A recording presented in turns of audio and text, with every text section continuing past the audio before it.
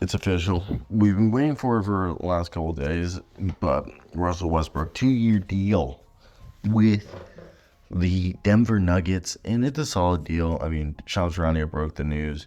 It's a 2-year, $6.8 million deal. The problem is, if you want to pick out a flaw, I'm perfectly fine with the deal. I thought it was a good pickup.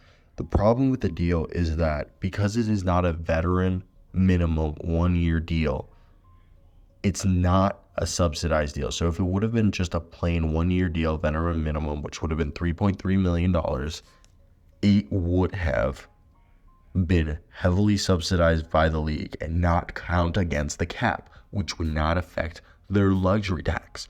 But because it's a 2-year deal that's basically paying him $3.4 million, which is kind of like $100,000 more than the veteran minimum, and has a player option, it is not considered a veteran minimum deal, which means it's going to actually cost them a bunch of money in the upcoming or this season's luxury bill, which is interesting because part of the reason why if you guys didn't know, the reason why this took so long was it was supposed to be a sign and trade, and a lot of people thought Zeke Nnaji was going to go, but he ended up not. So for them, I think they were trying to keep as many players on the roster, and I like the deal.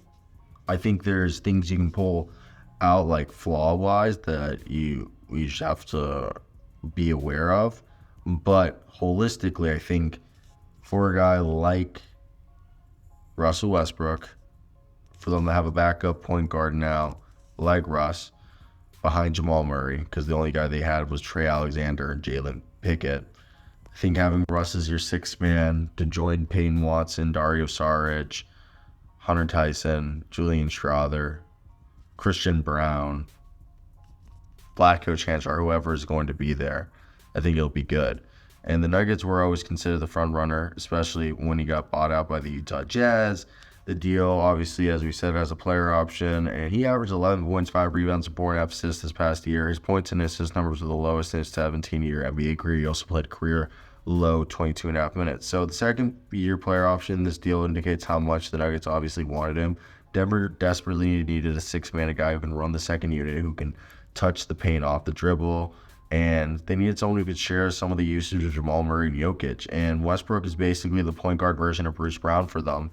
And he's going to be a guy who's going to help and give some energy on both ends of the floor. So obviously there, they lost Contavious Caldwell-Pope, they lost Teron Holmes, but the thought is Westbrook's going to be their sixth man coming off the bench or being a spot starter, while Dario Saric will be playing the non-Jokic minutes. And you're hoping that all the young guys I mentioned earlier will be able to make a similar impact.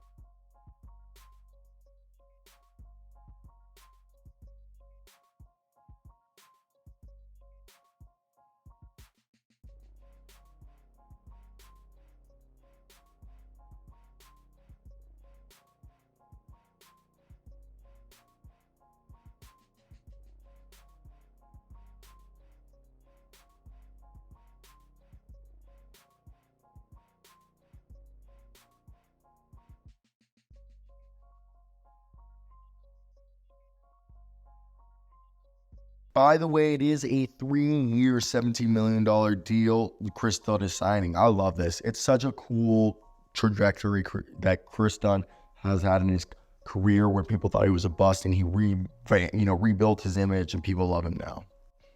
Yo, what's going on, guys? My voice is a little bit off. I just got back after like a week in Vegas for Summer League.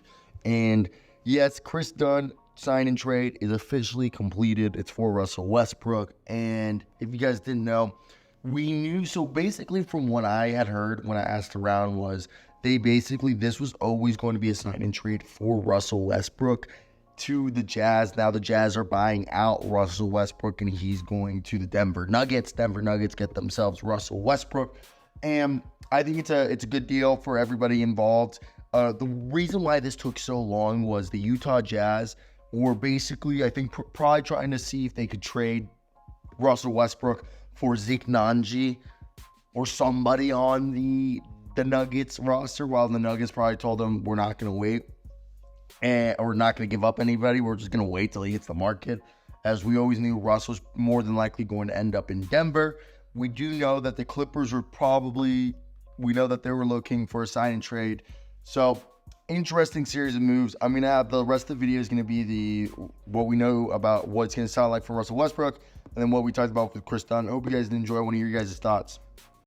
What's going on, my beautiful people? And of course, Mark Stein of the Stein Line came out with a beautiful report today that the Nuggets remain interested in Russell Westbrook. We heard earlier this week, once he picked up the option, that they were working towards a trade, and then everything goes silent on that front, and we really haven't heard much. Is it still going to go through? I don't know. The Nuggets are still a tangible interest in Russell Westbrook, according to Mark Stein of the Stein Line, which is a reputable source you guys should trust. Stein adds that the Clippers are exploring trade options for Russell Westbrook. He has exercised his $4 million option. I personally believe that it's a Zeke Nnaji trade, and the Nuggets are just trying to decide, do they want to trade Zeke Nnaji for Russell Westbrook? And I think that's the whole thing that's holding this up. I really want to hear your guys' thoughts. If you're a Clippers fan or a Nuggets fan, what do you guys expect? I do expect Russell Westbrook to be